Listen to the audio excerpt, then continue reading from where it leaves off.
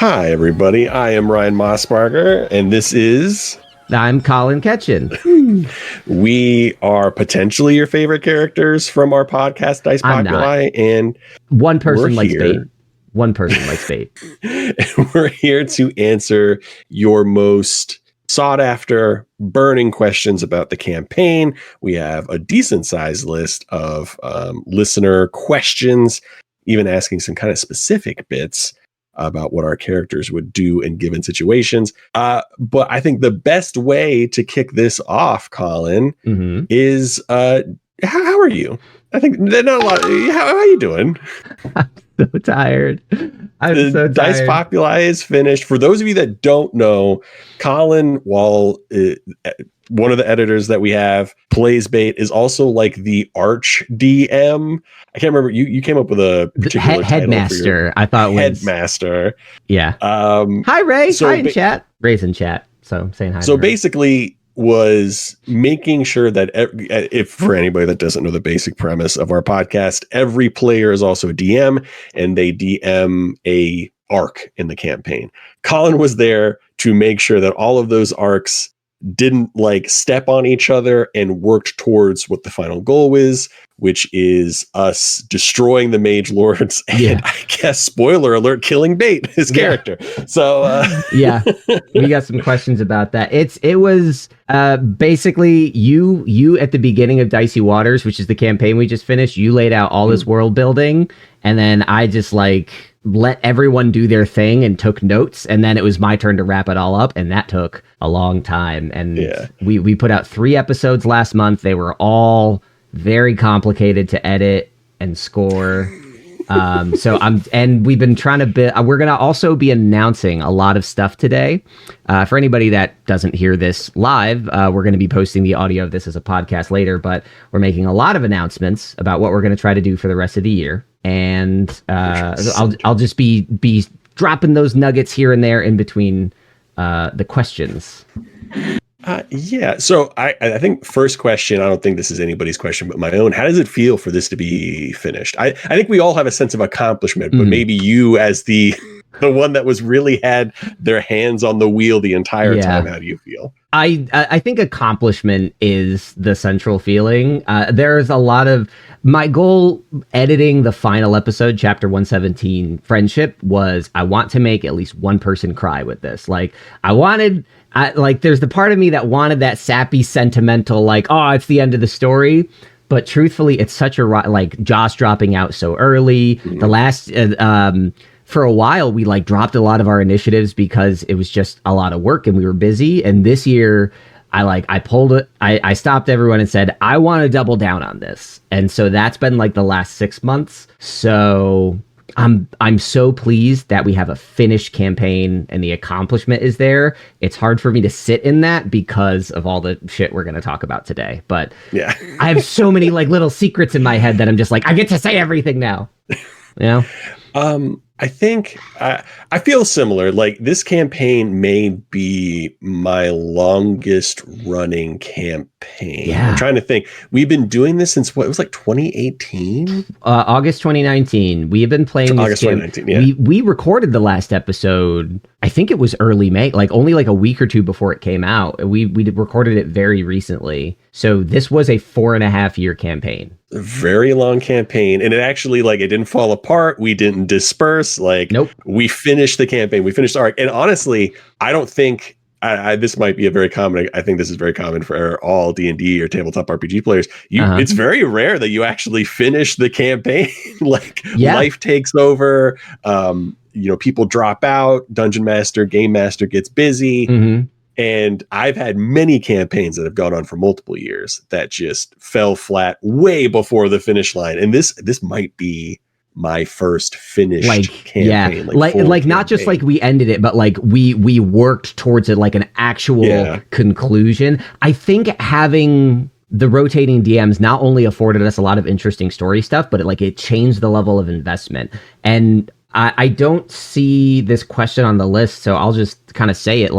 Going into the new age, end of all things, Like, my goal was to tie everything together, not just like narratively, but sort of structurally. Because like everyone had a different idea of what gods were. I wanted to like get a baseline of that. Like everyone had their different spots on the map. I wanted to functionally tie it together. So opening up in the map and like letting you guys choose. Like I was like, okay, I need you guys to go to Arianor, and you guys are like, Black Tide, and I was like, cool. So like, but like it added a lot of time, but I think it added the structure I was looking for. So it was that was definitely the biggest challenge, and I think that reinforcement of trying to make sure that like Pat came up with the Black Tide thing, Matt came up with Arianor, you came up with the Stoneholm shit, trying to make sure that we like made sure everything you did was vital. Yeah, everything kind of looped into each other, and there was payoff. Yeah, which I think is very important. I think that kept us in the game. Yeah, for sure. So I think Josh. one of the Josh, poor Josh. Well, Josh was just like, this is not how I like to play Dungeons and Dragons. Yeah. I'm out. I have some secrets about that I can finally share. But it's gonna be fun. Do you want to share now, or I think it'll come up. I think it'll come up in some of the questions, but okay. There are just little things over the years that I've had to keep quiet that I can just say now. So I think this one's a really good question. I'm not necessarily doing these questions in order. Sure. Was Bait always planned to be the eventual BBEG, or was that something that happened from our feelings towards Bait, which I feel like at best were very tepid? It was a roller coaster, because from the start, the character of Bait, you meet him in episode 1, and then in episode 3, he gets thrown off a cliff, and, presumably dead until he shows up in Josh's campaign. I never intended to play Bait as a character. That was Josh's idea. He was like, I want you to play in my story. So he brought me into that. That was not going to happen otherwise. It came in the night. I wasn't there. So my plan for Bait initially was like, Bait's secretly the bad guy. And then as I we got into recording, I was like, that's so obvious and boring that I'm just going to let go of the expectations. That like the necklace on the cat on the ship, I originally had an idea for. And then Josh was like, it's a magic inhibitor, and it's actually Florence, and she was cursed into a cat. And I was like, I just need to be, every idea I had, I let go of by like episode 10. I was just like, none of that. So after that, it was just me trying to play Bait as a character. And that character is tremendously guilt-ridden, has a lot of secrets. Greasy. Very greasy. And so I tried to play the character really honestly. The decision to make him the BBEG came pretty late in the game. I outlined all this New Age, End of All Things, Final Adventure stuff a while ago, but I was struggling for the conclusion, because I was like, in terms of scope, the Azagar stuff that Chowder set up, the stuff that he wrote there, it's like, that has to be, like, if we're going big, that's the big ending, but you guys never met him. He's not a character. There's no stakes there. And I'm like, the BBEG needs to have some sort of emotional connection for it to be satisfying. Yeah. You have strong emotional connection to Bait, even though it's not necessarily good. And I think the biggest opportunities that we had, the things that we missed, were like really developing the Mage Lords as a villain. And I think making Bait a poster child for like just this oppressive air of control that they have will drive you fucking nuts. And so it came as me saying like, I need an attachment. And I was like, this makes sense for the character. Even the betrayal of Locke back in Locked and Loaded, like, I came to Pat and I said, this is going to piss people off in the group, but saying Bait betrayed you, like, that just makes sense as a role play thing. How do you feel about that? So it always came from the role play of the character. It was never prescriptive. I abandoned that idea long ago, and it just happened to come back to that point. And to me, it feels honest for him. It did feel honest. And I do think, Bait was always kind of a mysterious character. We never really knew what or why he was doing or why he was doing it. Yeah. And it definitely, there was like a self-serving factor in there. So it did work out. It felt like I wouldn't have guessed it would have happened, but it felt right that it did. It was one of those like, oh shit, Bait is the bad guy. Yeah. Bait is like, I think the true test of a person is when you put ultimate power within their grasp, what they do with it. And I think that is the moment that Bait decided, like, fuck it. Like, these guys are idiots. They don't like me. I have nothing to lose and everything to gain. Like, who gives a shit about That's exactly it. And I'll say that Chowder and I did some prologue stuff with Bait. I do plan on putting that out in the feed fairly soon. We've been sitting on it for a while, and I think it's a nice little coda with some of the stuff that came up in the last 2 episodes. But yeah, it's just it felt like where the story was going. And it felt like if I was actively playing the character in the background while you guys were out fucking around on the boat, he would have said, I don't trust them. I need to make sure this doesn't happen again. Azagar is how I do that. Yeah. So yeah, I really like that. I think this also kind of comes into, we were talking about like planning versus random stuff.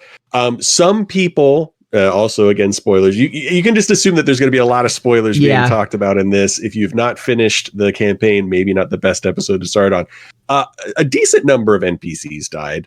Dennis, Tony, were those planned in any way? Was that randomly determined? Was that just like the situation they were in and the factors around them? Like, how did you choose that they weren't going to like miraculously survive or anything like that? The spirit of Josh compelled me, and it was Dice. Dice. A question also by Kale. Yeah.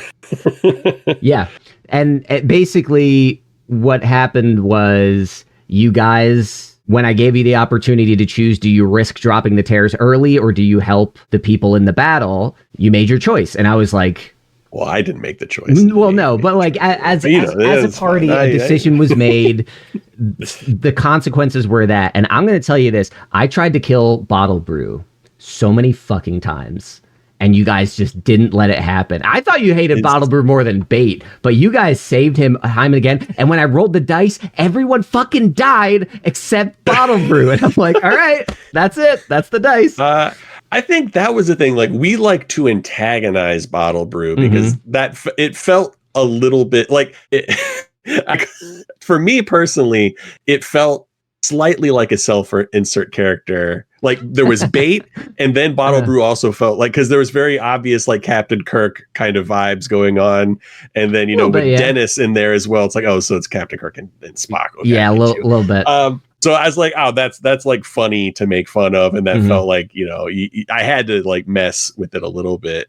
But yeah, like I think none of us disliked Bottle Brew. I don't think there was ever a time like Bait had done sketchy stuff. Yeah. Done unexplained actions, but it always felt like Bottle Brew, even when there maybe was some sketchy things, always had a great reason for them. Yeah. And more or less explained it, while Bait was like, well, I just felt like I exactly did what I was supposed to do. On that note, Ray actually asked a question of when did the players find out that Bait was bad? And the answer is when y'all did. Yeah, at the end of chapter 115, when they teleport back and the tower is gone, that's when they found out. That's when we found out. And it was like it was truly surprised, because like, oh, we'll leave Bait here, I'll leave Jerry. Yeah, they thought Azagar was the BBEG, that like they thought Azagar, they beat it. That was a curveball to us, big time. So yeah, that was very surprising, but I think it was done in a good way. I was surprised, but in a way that was like, oh yeah, that makes sense. Yeah, like, Bait's a piece of the shit way to I the like very to last. say is like surprised but not shocked. Yeah, surprised but not shocked. Oh, Chowder, it was just fun ribbing when it came to Bob. I think that's true. Yeah. Like, he had a funny name. Like, I mean, honestly, it was very like elementary school. He had a weird name. Yeah. And we just like latched on. He has a weird name. He has a big butt. Yeah, he kind of brought it upon himself.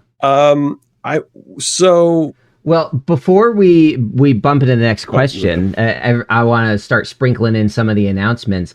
On the point of what is coming next for the podcast, obviously we're done with Dicey Waters. And in our last 5W, we talked about stuff that we want to do, Chowder, Pat, and I, going forward.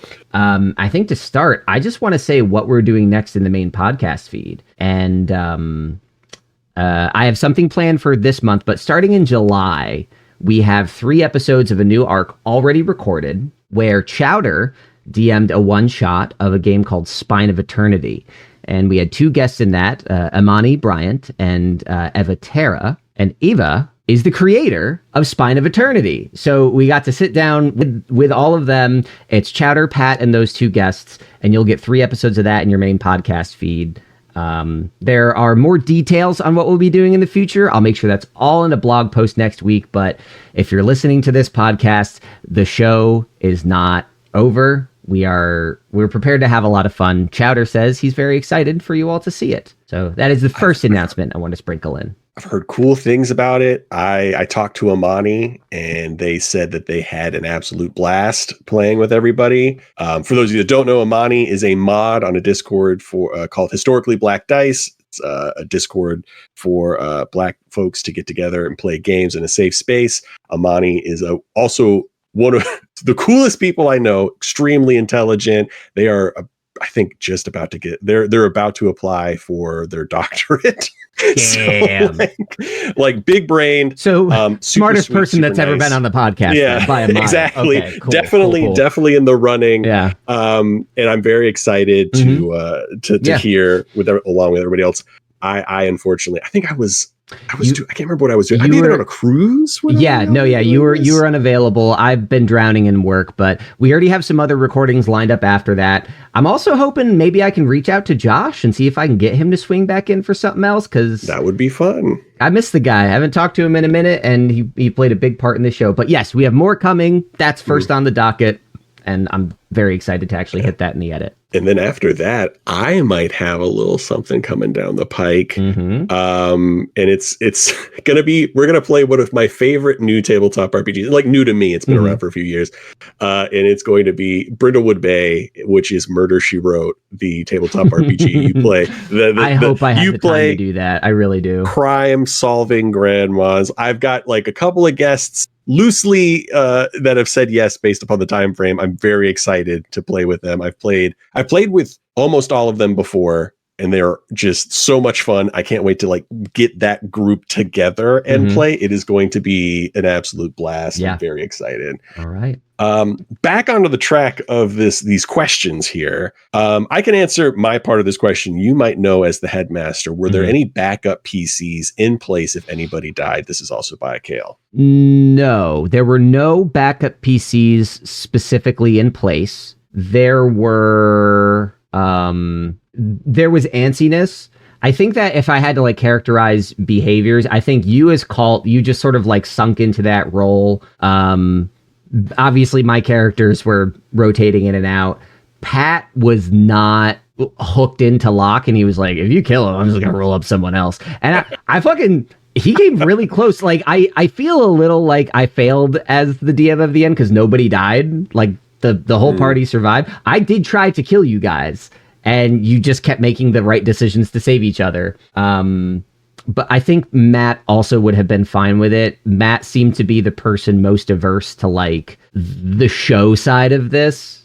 Like he's very into like, let's just do the role play, doesn't want to tweak things in post. And I mean, yeah, Chatter just posted in the chat. He was always prepared to pick up Arlen. So it was never like we need to keep these characters alive. I was trying to murder them and I failed. But we were all ready. We knew what it was. I can answer for myself. I had no background character. If I say this knowing that the next time I play a game, it will come back to bite me. I actually have a hard time taking damage in Dungeons and Dragons. I tend to play ranged. Like I tend to play ranged characters. I feel like I'm relatively good about positioning myself, and I've always played with people that are tanks. So I have a Strahd game that I'm in that I am a ranger. I have taken maybe throughout, and we're very close to the end of the campaign, I have maybe taken 50 points of damage throughout the entire campaign. Other people have been dropped and died multiple times. That's ridiculous. I've started the campaign with the same character. I'm like, there's maybe one or two other people that have had the same character all throughout this campaign. Some people are on their third or fourth character. Yeah. So I never planned for like, I feel like the second you make a backup character, that's when you start thinking about like, oh, well, it's not so bad. And Colt knew what he was doing. Yeah. He was like, I'm going to let y'all jamokes do the things that you do. I'm going to be in the back line. I will say, though, my little scheme throughout the last little arc here is that I have this staff and I planted this seed early. So the staff has something called, I think it's called a retributive strike. I think I left this in the edit because it was I had no idea crack about this. it. Yeah. So I can crack it and it basically will rift. It will, like, there's a 50% chance I get thrown into some random place or dimension. But like if I fail that 50-50, I take something like a D6 for every charge, or like maybe it's a D8. It was for a every lot. Charge it was heavy. Staff. I think it was a D8 or a D12. Yeah, and it's 20 charges in that, so I would effectively be taking 20 D6. The thing next to me takes like 10 or 15 D6, and then it's like a scaled back explosion for every like gradient after that. To where like if you're 20 feet away, you're taking like 2 D6 or something like that. And my undercover plan throughout this was like I wanted Cult to do the sacrifice play, to like put it all out on the line and just like break it, because I feel like that would have been like a good arc for Cult. It would have. I think the arc we got for Cult is one of the most impressive, because Cult felt very lived in. You had such a firm idea of that character, and I'm very glad with the choices I made for how I role-played Jerry, because it seemed like the final catalyst to like enact change, and at no point did you and I ever butt heads on that. I feel like we had a blast playing those characters against each other, and they ended up, I had a very specific idea for what I was going to do for them at the end, and we ended up nowhere near it, and I really like what we got. So that's, I like, in the final battle, we're talking about it, and like Maeve's up front, I'm like very specifically asking for distances, all these things. And I'm like, you know what? This seems like a good time. And then like right as I'm about to do it, like I think Bait was like on the last legs of that dragon or whatever. And I think if it had been like gone one turn more, I think the only thing that really slowed me down was that Maeve was way too close and Maeve was down. Yeah. So that was like, I was thinking of what I could do. Like, I just don't have any like way to move other people or do things. So I was like trying to really figure out what to do. But yeah, so that like, I didn't have a backup character plan, but I was looking to have that like epic, like last stand moment. Yeah. And there's still like a 50% chance I'm just somewhere else in the multiverse causing mischief. Cause I think you either get teleported, you just get randomly teleported, or you plane shift randomly. Yeah. One of the two things happens. That makes sense.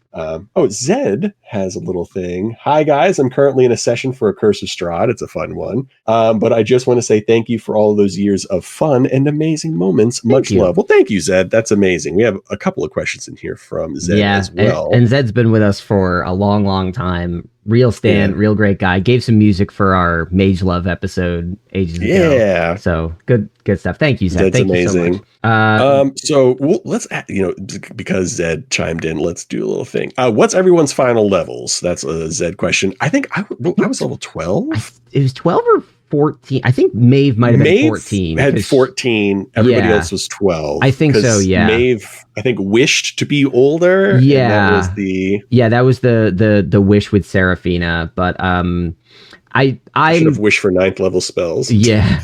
I'm famously like the least invested in D&D as like as a platform. I just like it as a tool set. So I became real disinterested in stuff like that, and I kept having to remind myself to tell people to do that, and I sort of fell off at the end. But yeah, I think what I came to was a narrative justification of you guys are doing stuff with gods, and I feel like that, because we're not tracking XP and our shit, we have different DM styles. So I was just like, if you do something with a god, crank it up by 2, that kind of thing. Yeah. Also, another question from Zed that's kind of like appends with this a little bit. I multi-classed, so I was cleric 1. Yes. I know there were some questions about like how I was wearing armor, how I was able to cast certain spells like Healing Word. So I was cleric 1, wizard X. So I guess in this circumstance, cleric 1, wizard 11. I think I'm the only person that multi-classed. Yes. Am I correct in that? Yeah. I think you are. I think Jeddah and Locke both took like subclass paths that borrowed from other classes, but I think you're the only true multi-class. Yeah, I had to do that. I think we discussed this before, but I didn't roll my stats. I had a couple of different character concepts built up. I had a paladin that was like hardcore believer and like a god of, there was I think I may have been homebrew, not my homebrew, but like a semi-official, like very popular homebrew for a god named Keg, which was basically a god of like getting drunk and fist fighting and stuff like that. And I was a big fan of that. So I had a paladin that was going to be in that. And then I want to say I had another one that I was thinking about. It may have been a wizard, but it wasn't like a dark wizard. It wasn't a necromancer. Yeah, but then I rolled your stats. And then I had everybody else had just above gold average. Standard, really amazing good stats. I had pure dookie stats. So I had like, I think it was like an 8 dex, a 10 strength, a 10 wisdom. I think it was like 8, 10, 9, 11, and then like a 13 or something like that. It was not good. So I was like, okay, well, I can make this work. I was going to have to compensate. So it's like, we're starting off at like 3rd level. It's like, if I, what's a way, like I can't be a paladin anymore because you need like multiple good stats to be a paladin. It's like, I can't be a fighter. I will only have like a 13 strength or a 15 strength and like a 10 con. Yeah. Like, all right, if I do wizard, like I can avoid damage, but if I wear armor. So I ended up coming this multi-class to compensate. I think it worked out, I think it did. It ended up being good. I was a little salty in the beginning. Yeah. You sort of played the character out of spite, but you found something I think really, really fun in Cult. On that note, I think Kale asked about Bottle Brew Bubble Butts build. I think I'm going to take this opportunity to answer that question and another that has not been asked, but something that I've been wanting to get off my chest, which is Bottle Brew. Let me pull this up. He was a rogue swashbuckler. Jetta Chatter is saying was an arcane trickster, which that became a point of contention in the last episode, that she could cast cantrips but couldn't become a god.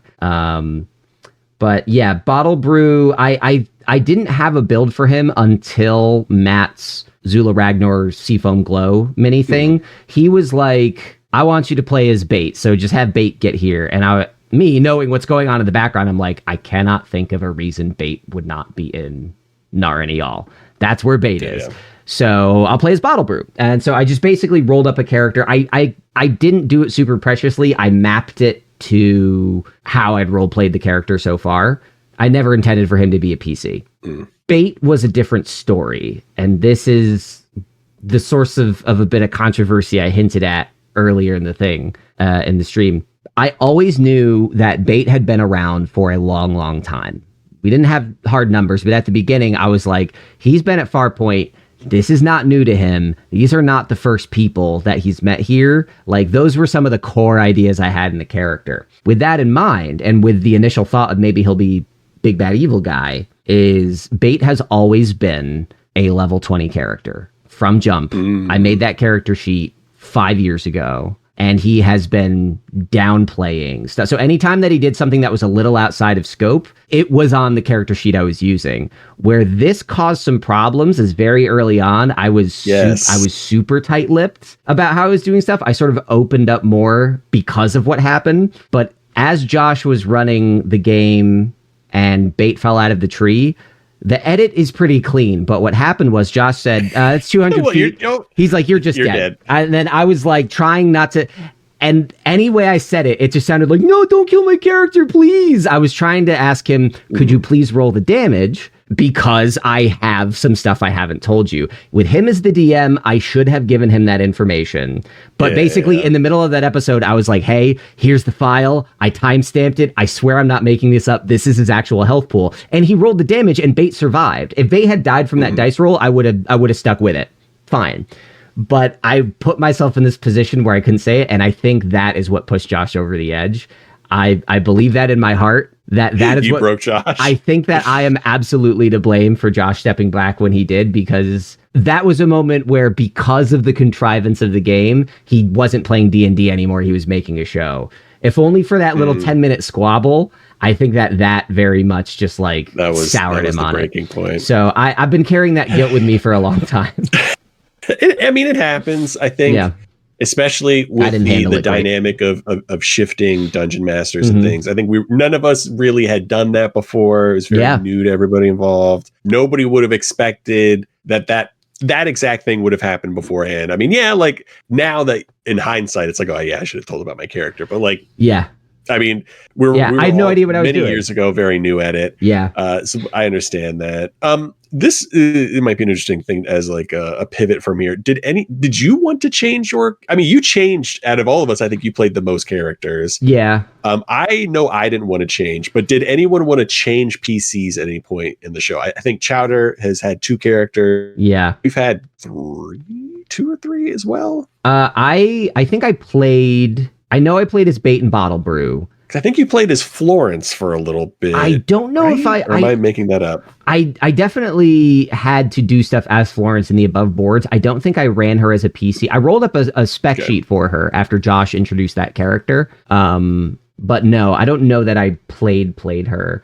But here's the thing. I really like Bait, not because he's a likable character, but because to me, he was a very honest character. Like every lie he told was because he's like so deeply fucked up. And I know why he's fucked up. And getting to explore that, I'm so grateful to Chowder for what he did and meant to be. Like giving me the tools to like dig into that character a bit without hijacking the story was a real treat. So I never wanted to let go of Bait because I wanted to tell that story.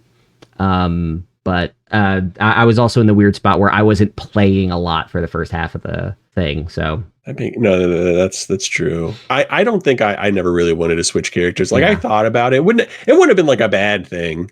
I don't mind like taking a second whack at a character or something like that, but it just never came up. I'm bad at taking damage. That's fair. It's just a win for me. Well, actually, so I want to piggyback off this to make the next little announcement. Just to say, talking about our characters in Dice Populi, I made this announcement in the Discord, but I want to expand on it. We are going to make an effort towards live streaming video games, something I've been talking about for a long time, and there are 3 things I have to say on that right now that I think are pretty fun. First is tomorrow.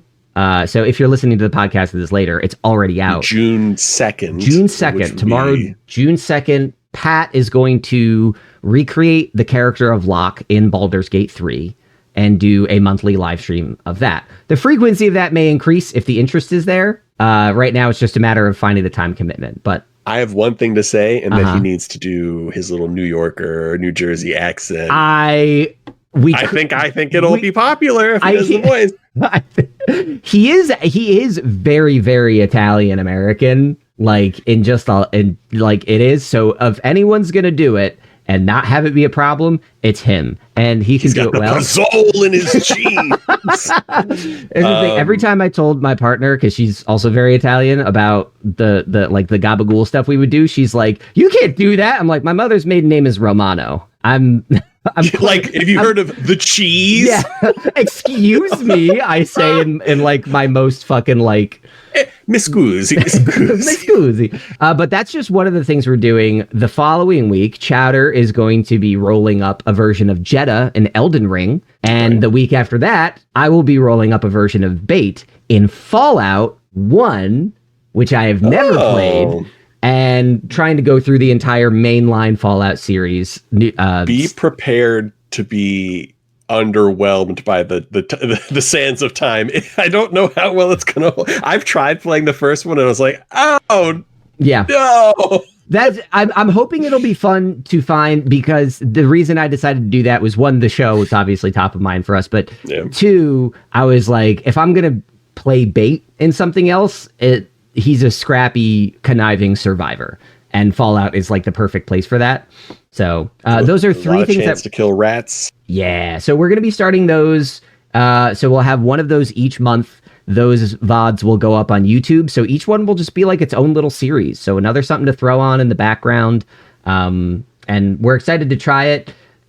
With all of these initiatives that we're starting, we kind of want to see them through at least to the end of the year. And if there's interest, keep them going. So you're going to get a decent amount of all of these at the very, very least. And I hope you enjoy them. That should be fun. App ending some of the things. I guess it might be a good way to kind of close off this character talk. Are we going to be releasing character sheets? This is from Zed. I have my character sheet ready to go. It's a PDF I can send out at any point in time. I think I would assume everybody else is probably the same. I think we were all using like. I think we're all in D&D Beyond sheets or something like that. Yeah, at least so I think we could do that. I think that's a great idea. We have famously not kept a lot of our initial promises of what we were going to release because of the amount of work that it took to do it. And I'm sorry I never released my adventure. I started and it was too much work. I'm bad. Exactly. Well, that's it. It was so much more work than we thought, because if we had like gotten ahead of it and say we're all going to write our adventures in this way and like make them compatible, cool. But we all just did our own thing. And Josh, I doubt he wrote down a single fucking note. The biggest thing for me is I've tried to make like a couple of 5th edition adventures now. Mm-hmm. Our entire entrenched campaign is basically a version of like a half-baked document that I have made to be eventually published. There is something about so there's like a official layout guide for 5th edition. Mm-hmm. That, there's a certain way you lay everything out. You use this color boxes for this box for that. Everything means, bold means this thing. Italics mm-hmm. means this. Yep. Everything has to have a certain like flow. I read that and it's like reading a different language. The thing is, that is my fucking lifeblood. I love style guides. I love consistent formatting. I can't do it just drains. Yeah, I have to go back. I get that. Like my problem is like I have to make it work on instead of just writing it all out. I have to keep on going back and making it work. I, for the longest time, thought I'd never be able to publish an adventure. Basically, until I started playing more indie games where they're like, it doesn't just as long as it's like as long as it's like focus on readability and clarity. It doesn't need to have like anything else other like just make sure. Blows and like, hey, look at all these other examples that you could use. And I started doing that. I could do that. I can make that work. Yeah. But the 5th edition thing is like such a wall for me. Yeah. Maybe eventually I have a lot of the Eberron stuff. Like I to the point where I had a mentor, like I got this program for like 5th edition makers or whatever. And like I had a mentor, she looked through it, said it was fucking great.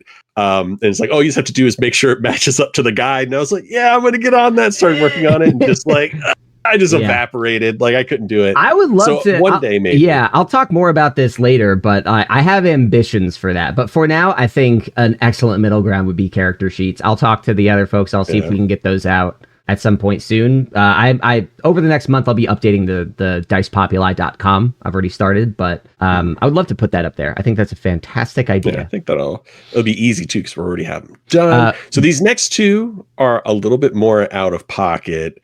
Okay. One's for me, but I'll ask you the one. If Jerry lived forever, could he become a god? I liked the idea of Jerry ended up being the god. Mm-hmm. I wanted to put that forward, but I guess Jerry couldn't cast magic, so that's on Jerry. Yeah, so part of me trying to unify the idea of gods in this campaign was like I love Tolkien. I love Tolkien. I have read so much of his shit and so much of the shit that his son Christopher published in the Legendarium later.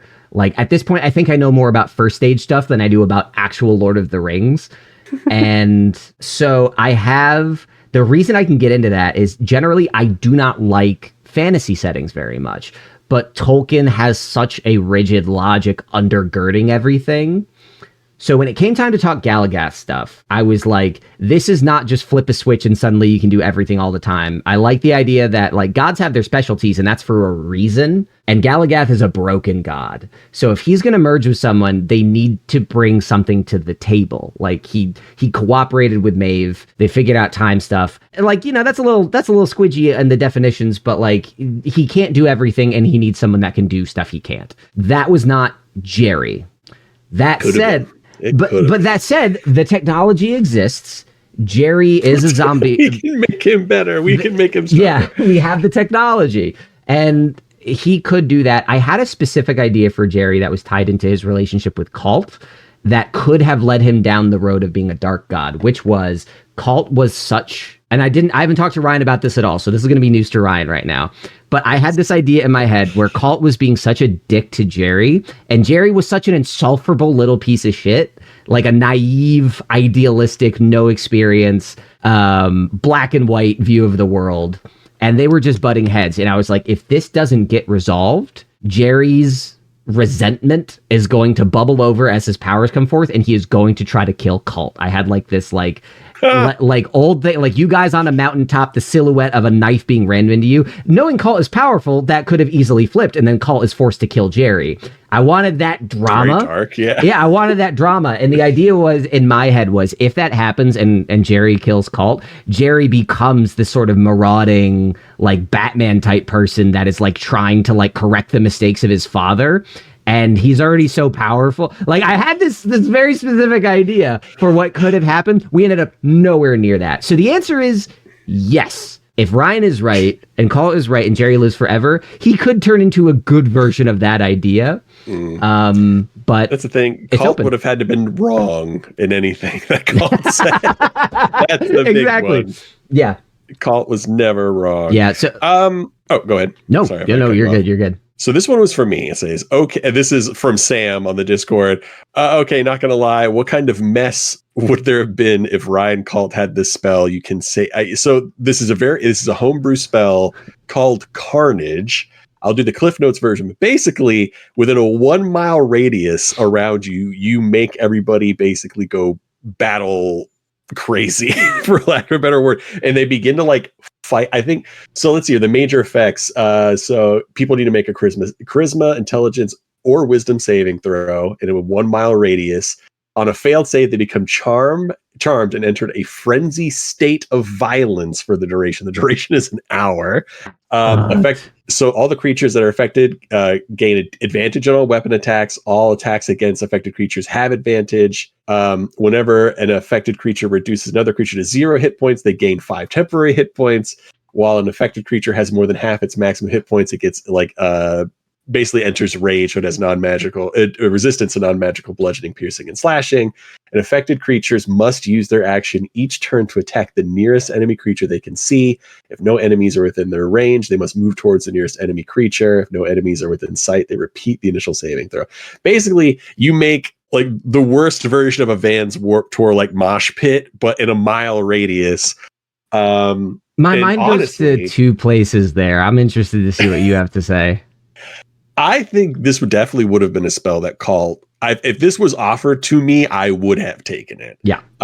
Most of Colt's stuff is either damage or chaos, and this is heavy on the chaos side. And I don't know necessarily when this would have been a good time to use, but I don't like it. Honestly, if I had this earlier, this would have been a great one to use with the Black Tide in their little hideout. That was one of the two things that my mind went to. Because instead you use the void staff you got in Crinkle Snoot Cavern, and you fucking eviscerated all of them. And I think that when we were like, you kill a lot of people, I think that's maybe the most significant event people were pointing to. I love how you just like shrug it off like, I don't give a fuck. Like Ryan is so committed to this. I fucking love it. So here's the thing. As a person that plays a lot of different tabletop RPGs, Dungeons and Dragons is a game of violence. You have it's all types of violence. You have physical violence. You have like mental violence. Yeah, I could have maybe mind controlled some of them, but that's still a form of violence. And there's not many tools. Like if somebody wants to be aggressive towards you or stop you from doing your thing, people say like, oh, well, you can be diplomatic. Well, like 5e, the system doesn't give you a lot of tools to be diplomatic. No. Or like solve things. That is something you as a group have to like handle and be like, oh, well, we should reason with them. I was just like, this game is about violence. Colt is about violence. Why pretend to like Colt has anything else in his heart but violence towards like people that are trying to attack him? Yeah.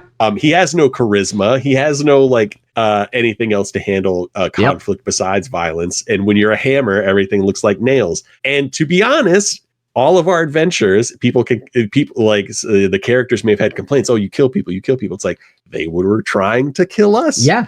And I enjoyed mining that tension with Jerry and using him as a foil for that in The End of All Things, because Colin, that's a point I agree with. Is like you really were fairly justified most of the time.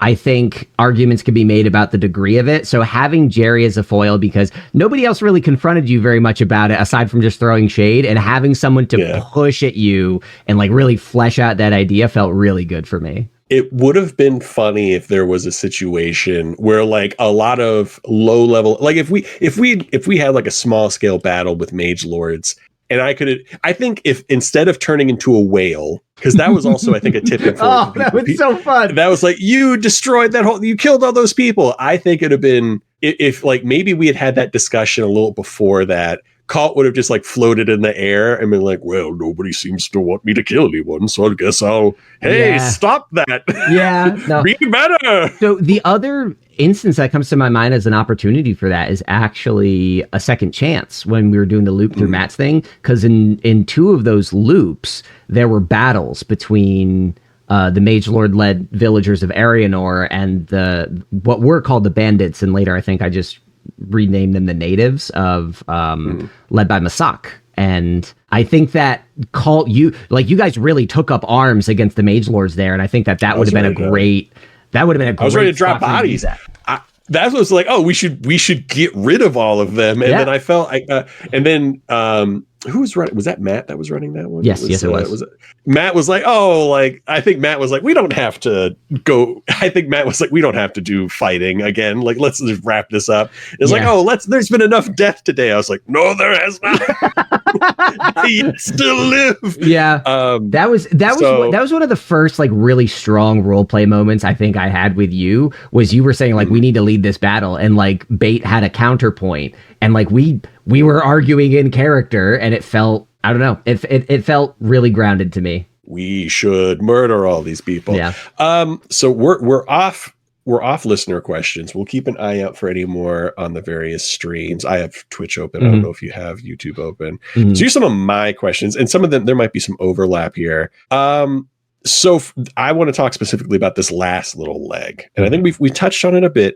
How much of what happened for the last leg of the campaign was planned versus something you had to kind of like, okay, well, they want to do something different. Let's tweak as we go. I fully embraced Jazz D&D for this last bit for the connective tissue, but I had, for the New Age and what became End of All Things, like the real coda to New Age, I had, I think, 5 things planned out specifically, and I had a map. The map was of the Badlands, and I had all our previous points of interest. I had planned the Arianor thing, which I want to talk more about later. I think I called that Mirror Mirror. I'd planned the Godwin Bay thing. It was very vague. I wrote it down as Dragons in Dungeons because I was like, we haven't had dragons in this, so I got to do something. I had planned the Feldrum bit that Ryan ended up DMing, where you had the Stoneholm refugees. It might have just been 4th. I had planned the final thing where like you go to Nar Enial and you have the tower and the machine. But I also planned a thing that didn't come up, and I'm glad it didn't for thematic and time reasons, which was that the turtle would have made its way through the Badlands again, having been a year, and you guys would have had to like fight the Kraken. That wasn't a thing I had planned as like, you need to do that. That was something I was rolling for. And like, if it happened, the Kraken would have popped out and interrupted. So those 5 things I had planned. Anything that wasn't specifically those, I did not plan. So the amount of time you spent fucking around with the time bombings and rescuing Bottle Brew, did not plan it. Black Tide Resurgence, did not plan it. Zula Ragnar, Like, there's a lot of it was improv. Like, I think maybe half of it was totally unplanned, just following your guys' lead. I think that's pretty accurate to most D&D games also. Like, unless you are actively putting like, hey, no, you don't get to go there. Like, no, you get a call from somebody and you need to go here right away. Yeah. I think without like those guide rails, like, you know, things tend to sprout off naturally in a way, and that you're like, oh, well, that does make sense. Like, why wouldn't they go there? Or like, why wouldn't they do this? This is perfectly in character. So that's kind of fun to know that we, you know, we were a little bit planned, but a good chunk of it was unplanned. I tried to use the Lema calling you to Arianor to like really draw you guys in, and you guys just decided like, well, that's not what we're gonna do yet. We'll get there. And I was like, cool. I gave you the maid quest, and you guys said, no, I want some loot first. Gods in this game can wait. They are not as proactive as they should be. Why should we?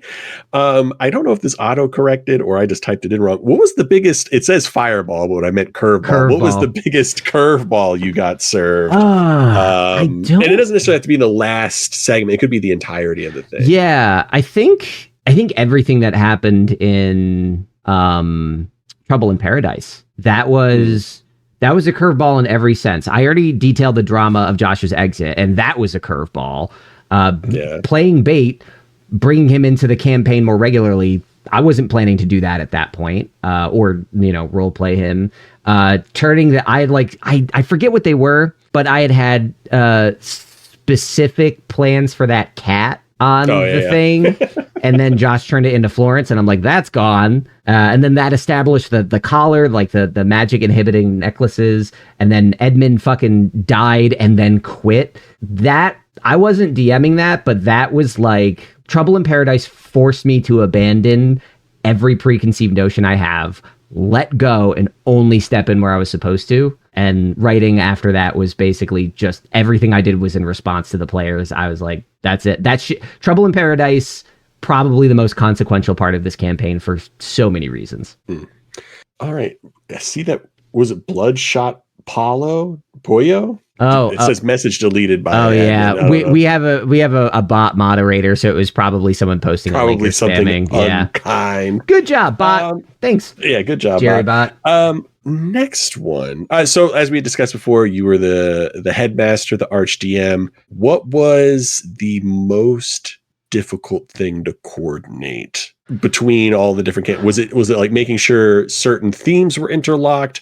Was it like trying to be the go-between between like these other DMs and the players? Was it having to play in an adventure of which you were already kind of apprised of the situation and goals? Like, what was the most difficult part? I think playing even like I knew broadly what was happening in every adventure that I played as bait. And in fact, I really helped structure that. I think.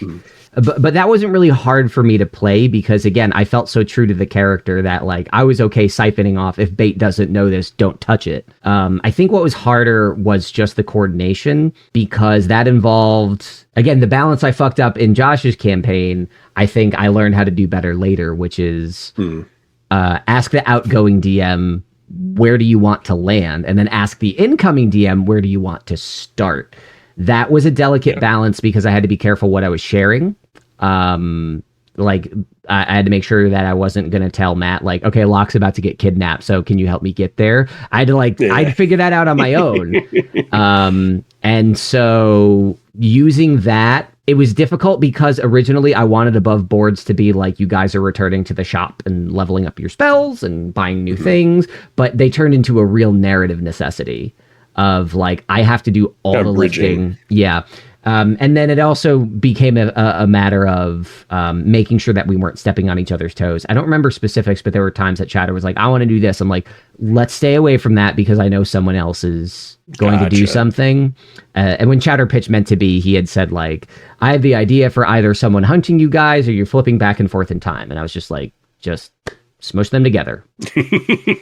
Keep them smushed. Yeah, so it was mostly just it was me just trying to make sure that everyone had what they needed, being a little producery, and then trying not to step on anyone's toes at the same time. That was tough to. It was really fulfilling and really fun to see you guys get surprised. But yeah, really trying to make sure that I'm just connecting tissue and not ruining anything. That was tough. Yeah, I think that would be the most difficult part. It's like you want to make sure that everybody is starting off in the right place and ending in the right place, but you also don't want to like step on their goals and ideas.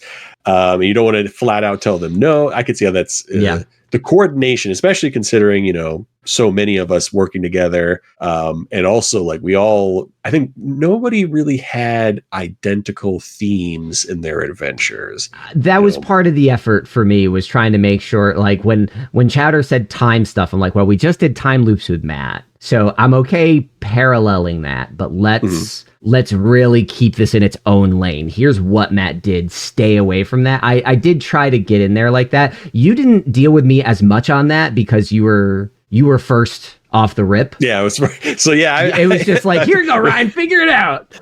Yeah, it was easy because we had done the setup, we had done that little initial like far point thing, escape far point. So it really was wide open, and that's honestly one of the reasons why I wanted to go first. Was because like it's wide open. We haven't set any kind of like big rules yet. There's not been like any major changes to the status quo. like I could have a little bit of free reign and then see what happens. And my initial thought for that adventure was like, oh, this would be a fun little spooky adventure. It'll be relatively short. You know, we'll move on to the next thing and we'll just keep on going. It won't be like major changes to to the story or to characters. So yeah, I mean, I got a little piece of it when we kind of did the return.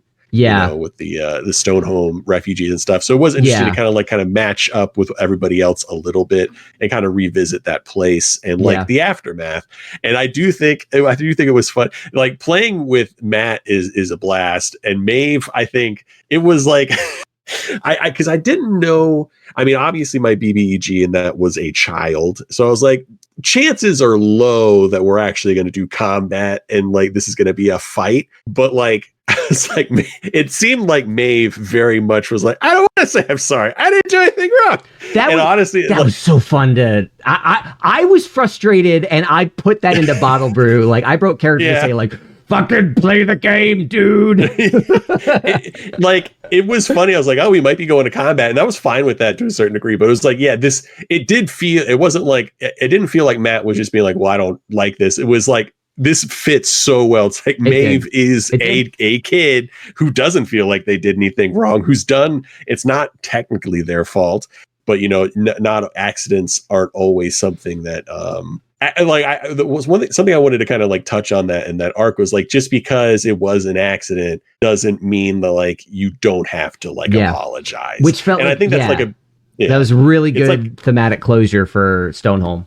Yeah, because I just that was like such a messed up thing that happened, and I felt like it'd be good to like bring it back, have a chance for like Maeve to kind of come full circle with it. Even though I think Matt kind of touched on like he talked to me. He's like he felt like he had already kind of come full circle a little bit. Like there was another talk that we had in a previous adventure, and it kind of felt like it put a cap on it. But it did feel good to kind of like, I don't think I had closure with it as the DM. Yeah, I remember. So that's why I wanted to do it again. I didn't play It Came in the Night with you. I wasn't on those recordings, and that was our plan early on, was I would just come in and do the edits until Josh wrote me into playing bait. And I remember just sitting around, farting around. I was playing games where I was working on an early edit.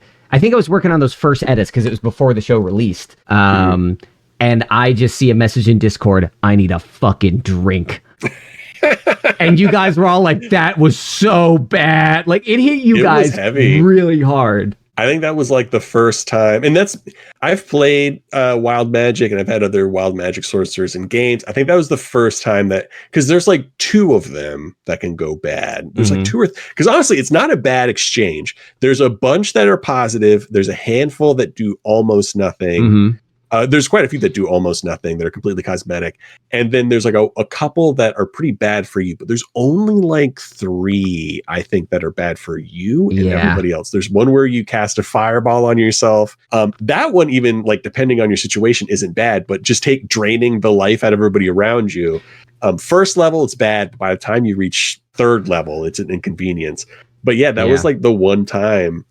We have a question from Rye. How did you guys choose Chowder? I can give an answer to that on my side. We had talked about it quite a bit. I played with Chowder a couple of times. There was an ill-fated Starfinder campaign that Chowder was a part of and I was a part of. And I really enjoyed playing with Chowder. I think he brought in an older Pathfinder 1E character into the Starfinder. Basically, he was like in Carbonite or something like that, and then was like released. It was funny. He played the character really well. It was super fun.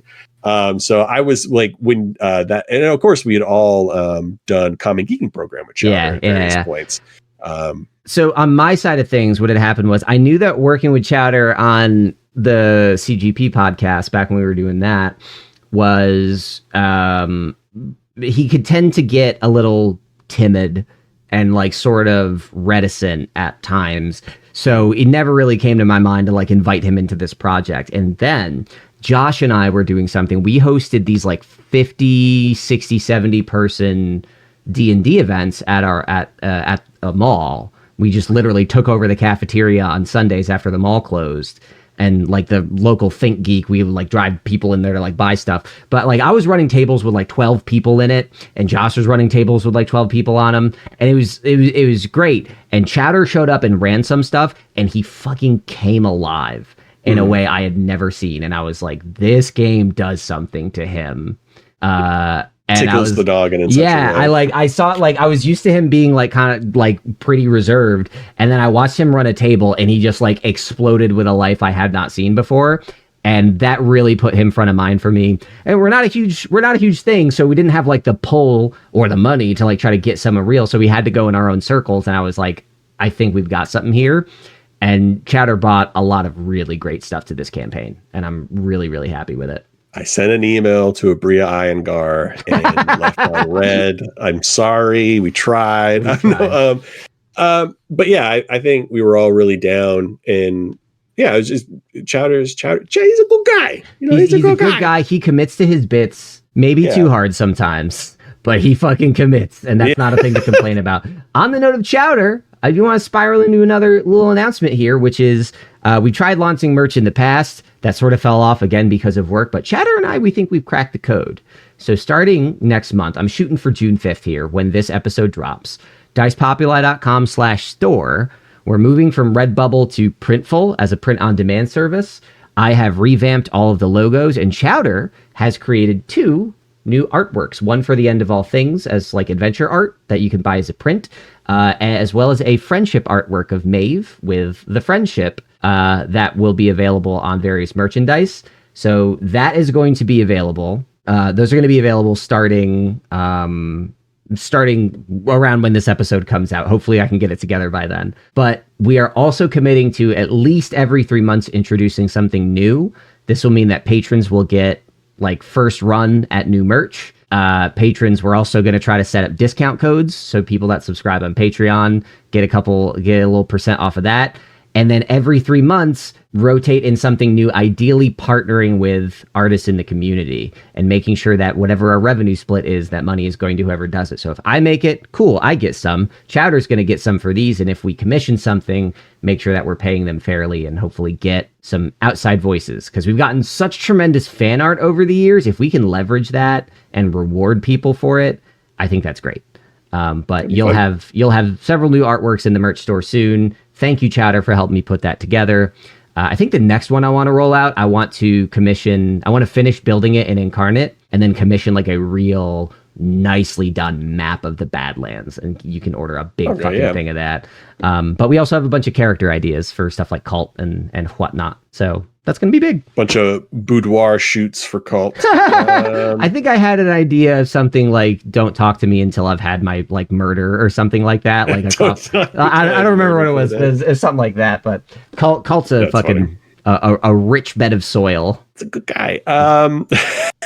Another of my questions: was there anything we didn't do? That I know you touched on this a little bit. There was a chance of the Kraken coming in, but was there anything, I guess, throughout the realm of the campaign, was there anything that you were like, they're gonna take the hook on this? Like, there's no way they're gonna say no, and then we just completely like went the other way. I think that by the time I was fully taking over, I had accepted, like, I planned those big things, and everything else was just like, just gotta roll with it. This map is too big. These characters are too wild. But there was one thing that I thought was never going to happen, and it didn't, which was, but I had started planning for it just in case.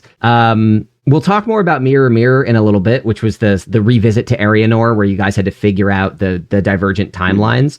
And there were 3 timelines that we visited. One where the natives took the power, one where the mage lords took the power, and one where the villagers took the power, and like kind of explore all those and figure out how they were connected.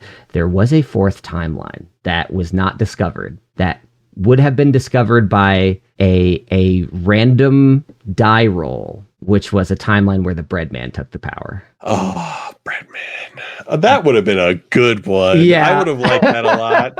I mean, it would have been narratively very confusing. Yes, it would.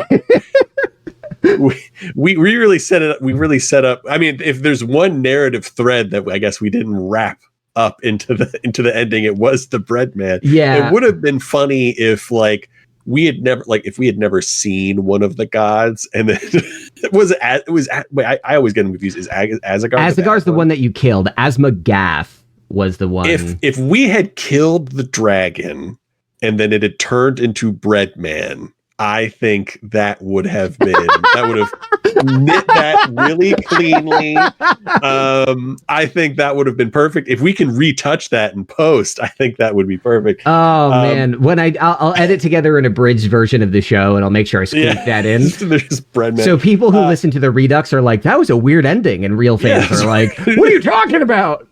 Really paid off that keeping on the Breadman. Yeah. So Matt said, "Hi guys, do you think those hooks would have been taken?" Matt. Talking about my previous question, if we had an airship, I wanted an airship so bad. Chowder wanted an airship so bad.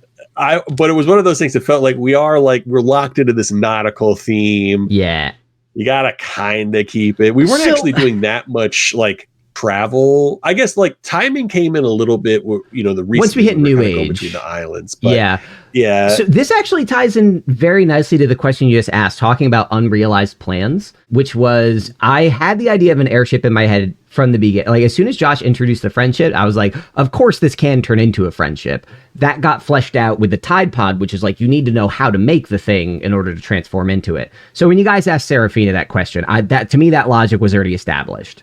You just needed to build it. I tried to give you a step in that direction with the floaty boy. If you had taken what you learned with the floaty boy and the little hot air balloon thing and tried to replicate with that in the friendship, I would have absolutely allowed it. I think Chowder's hook of wanting to find Ivo Lishi for it makes sense. That fits with the logic that I laid out. I think that having an airship would not have changed that much because unless we're talking like jet speed things, like you're still not going super Final fast. Fantasy VII, after they stop the dirigible part and it's all rockets and stuff, that's what we needed. The real fast zoomy one. We would have been cooking with gas there. Cult sort of ended on the note of wanting to bring the war to the Mage Lords, and I'd had the idea that if we do a sequel campaign, you guys would have like an airship and you'd be flying over the mainland. So maintain the structure. Bombing the mainland. Yeah, exactly. So I don't think the airship would have changed this very much because mobility between islands was never friction for us unless we were doing like a combat. I wanted you guys to have it and we just didn't end up there. Yeah. It would have been fun. I think it would have been fun to have because I'm a big fan of Final Fantasy head and you can't have a good Final Fantasy game without an airship or something flying. Yeah. But yeah, like, I think that was one of the points why we did islands. We could keep it nautical. Everything would be relatively accessible. You wouldn't have to worry about like, oh, we have to fly over the great gap of blah, blah, blah. Everything would kind of make sense. I think, I guess maybe if we wanted to like look for the turtle again, I guess that would airship would come in handy for that. And I think especially with what Maeve saw in the finale, I think that door is very open, that's still out there. And I guess back on the subject of gods for a second, I really wanted to nail home the point that yes, you guys beat Azagar, but if you guys hadn't done anything, the world would have kept on moving. It just would have been different. And that there are other godly conflicts, and this is just the one you latched onto. Like, you guys could have fucking tried to stay on the turtle and say, what's going on with this Kraken? And we could have... I wanted to be very clear that this is just the thread you guys pulled. So again, something like an airship, it just would have been another tool to, like, let you pull at the threads you wanted. Got another question. What was your favorite point in the campaign? Mirror, Mirror, the second trip to Arianor. I'm so in love with how that went down. Because one, I was picking up on something someone else did, and I was like, I don't want to override that. And I felt like I'm very proud of my ability to build on what Matt did as a foundation without disrespecting any of it at all. And I've never been so satisfied as a dungeon master as creating a giant Majora's Mask playground full of mechanics and points in the story.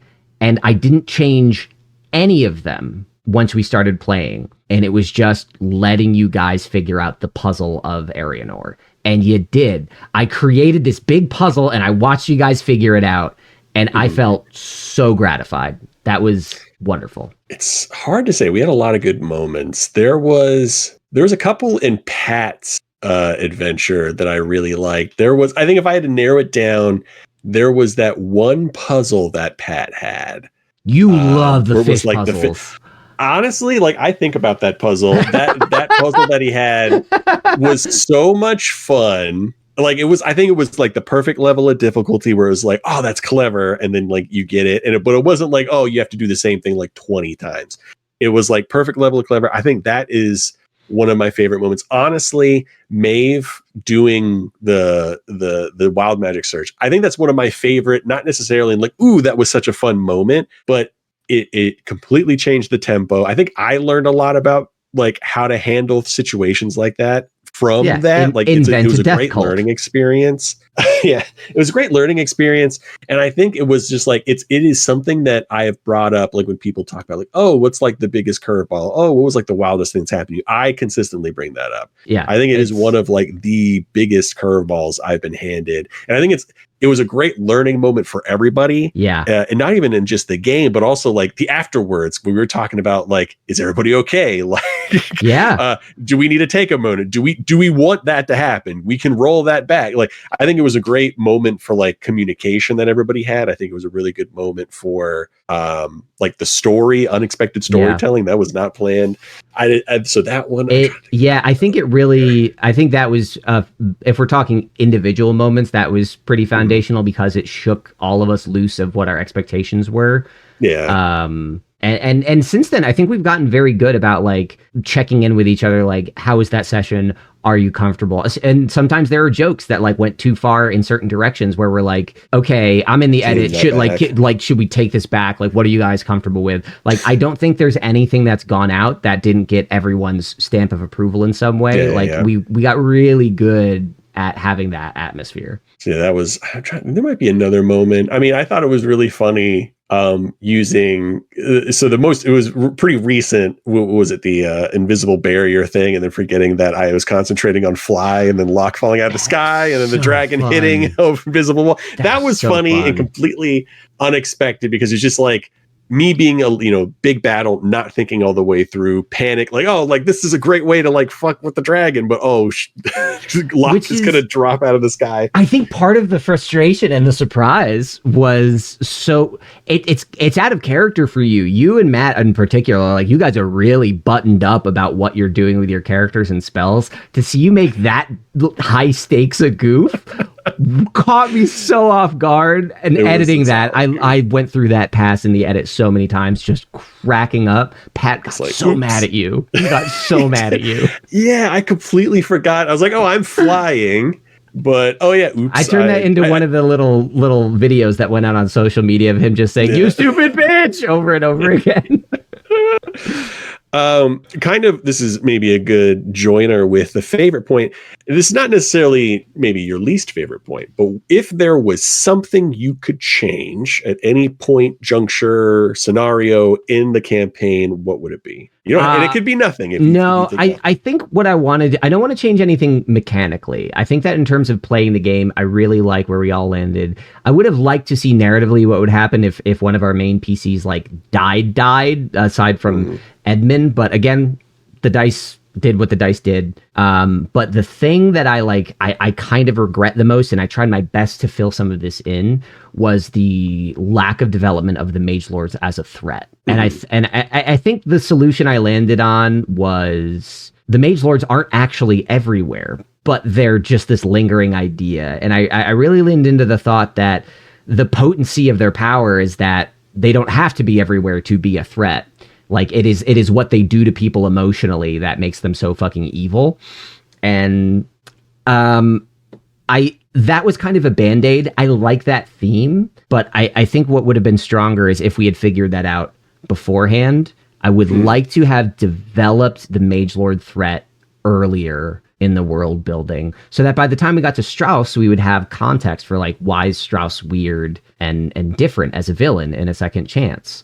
Like, why are the fleets behaving this way in the New Age? I think that we really missed an opportunity there. Oop, Apple is putting fireworks on my screen. Thank you, Apple. But if we ever get the chance to revisit this in any form, either publishing a full campaign book, adaptations of any kind, if we ever have that kind of luck, I don't necessarily want to change characters or plot to a tremendous degree aside from what is needed for an adaptation. I want the Mage Lords to be baked as an antagonist. Yeah, I think I didn't really touch on them at all in my adventure. And that was because, like, at that early stage, I wasn't even sure if they were going, because I wasn't like plotting out the full campaign. I wasn't even sure if they would be a consistent threat throughout the campaign. My idea was like, they're at the peripheries. They're keeping basically this open. I based a lot of the idea of the Badlands off of Australia. Yeah. So so it was like, they're just sending prisoners here to like civilize this land so they can like take the benefits of the materials that are there. They're a force, but they're like not necessary. They're not everywhere. It's like, crap, they're here. Like when you do encounter them, but like, so I didn't really think about it. Like it would have made sense if maybe there was like a mage lord advisor or something like that. There was like a constable or something there that was maybe subtly involved in a way that was like a hindrance, maybe wasn't necessarily part of the full thing for They Come at Night. So knowing what I know now, I probably would have maybe had them in some way in the mix. Because even the Australia metaphor sort of fell away just by necessity, because we didn't have that narrative structure in place. So what I ended up kind of turning the Badlands into was like, yes, they're shunting their prisoners here, but they're not using it to develop the Badlands. They're trying to keep the Badlands in chaos until they can get the power that they want. Like it's just the disarray of the Badlands was the point for them. But again, that was something that we had to like find in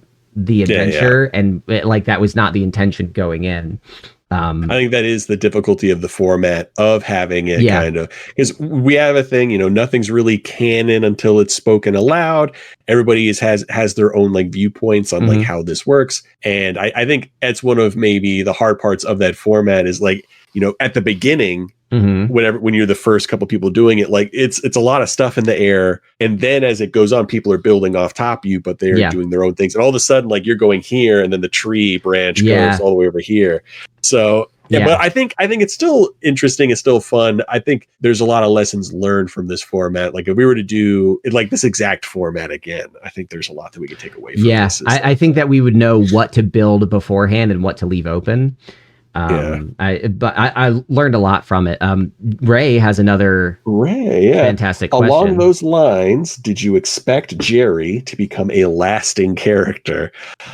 I can say personally, no, because Jerry was just something that happened. Yeah. I thought it would be a good idea. Like we were captured or about to be captured. Yeah. This mage lord guard was like, saw us, zip, zip, zip, zip, zip. And there's like, oh crap, what are we gonna do with this dead body? I'll just make a zombie and be like, oh, we'll pretend to be like arrested or whatever. So I didn't expect, and I lost Jerry. Yeah. And the only reason that Jerry came back was it was kind of a goof, I think, on Matt's part, where like he stepped out of a portal. Yeah. Like a different version of Jerry. It was like the final boss was Strauss. He had like these bubbles going through, these bubbles in time. And I think he was just rolling like D6s. Like I think he had a set of random stuff. Like I did that. Like whenever Locke ended up being forced to flirt in the fucking the onion place, that was just me rolling a D6. And that's exactly what Jerry was. We just glommed onto it. Like Matt gave us this little gift.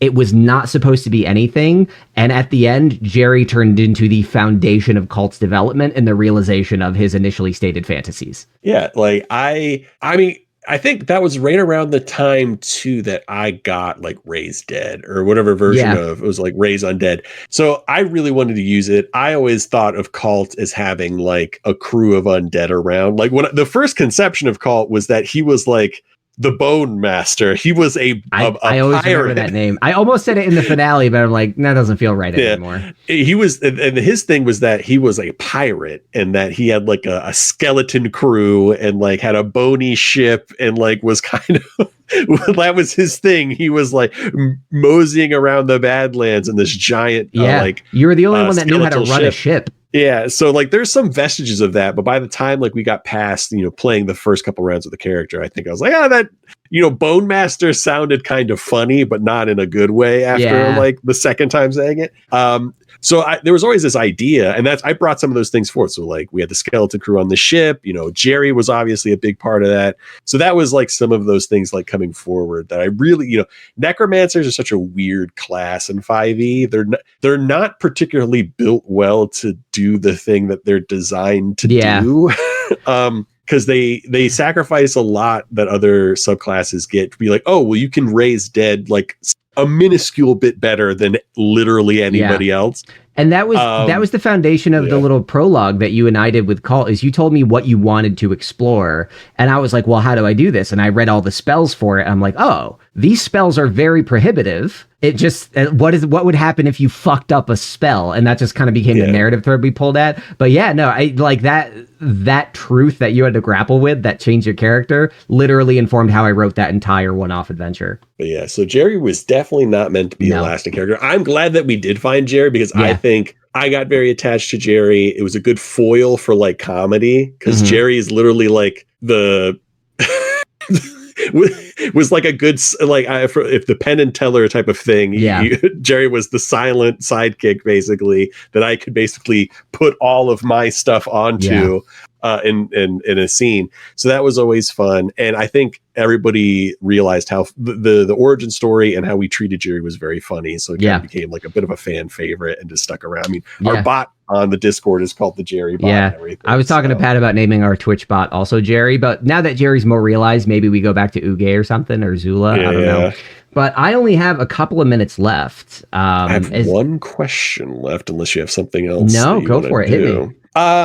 Anything that you've learned about yourself or your style as a DM during Dicey Waters? I have always used D&D more for it as like a mediation tool, which is what it is. But I don't care very much about the world of D&D or the fiction. I like the tools, and I don't even like all the tools. Like I famously do not like initiative.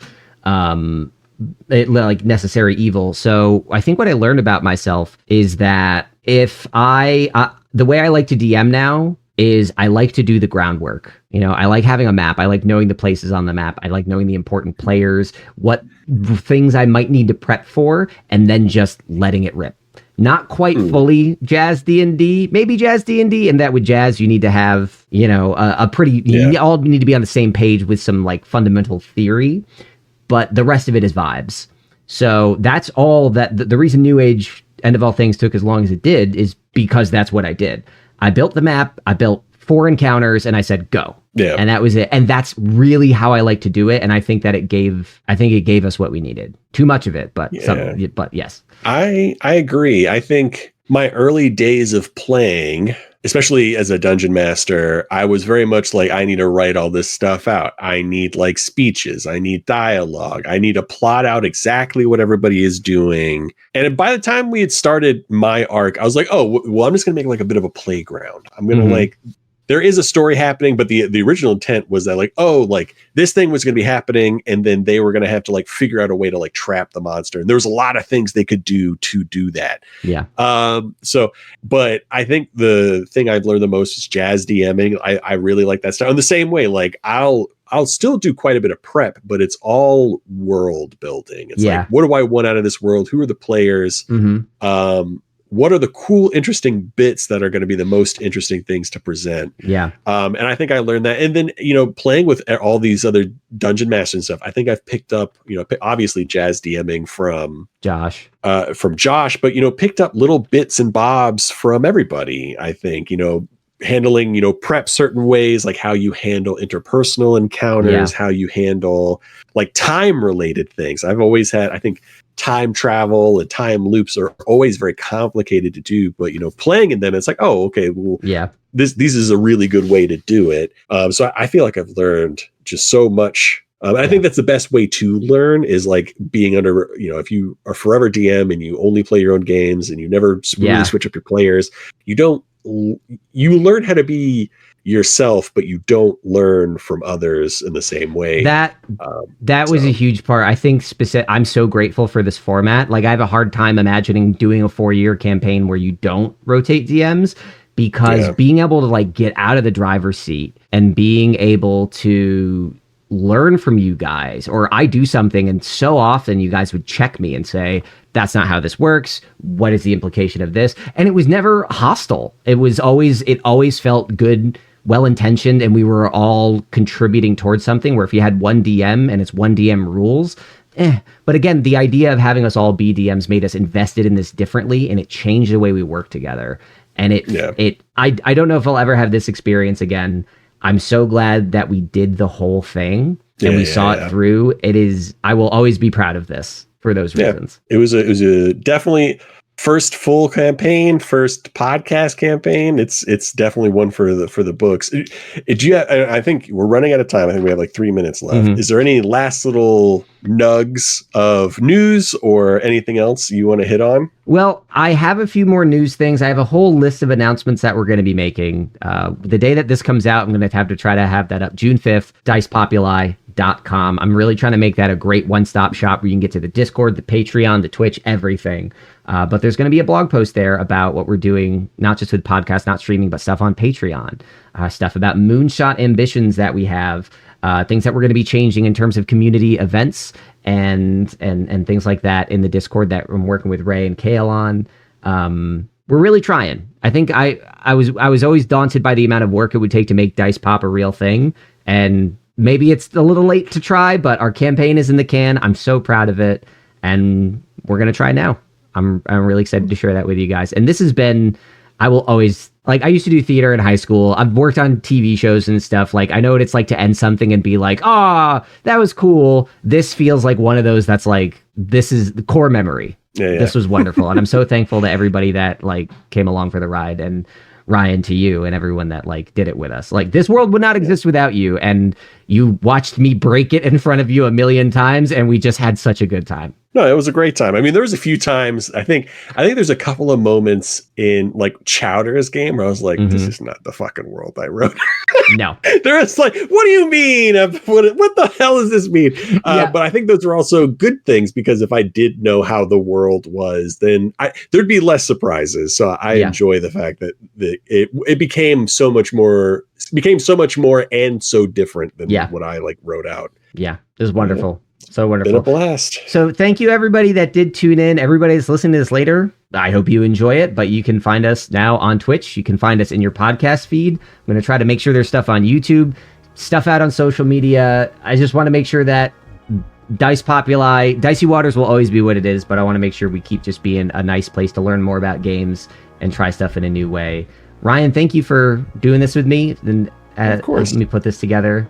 Everyone in the chat that stopped by, thank you so much. I also have to go to the bathroom so excruciatingly badly.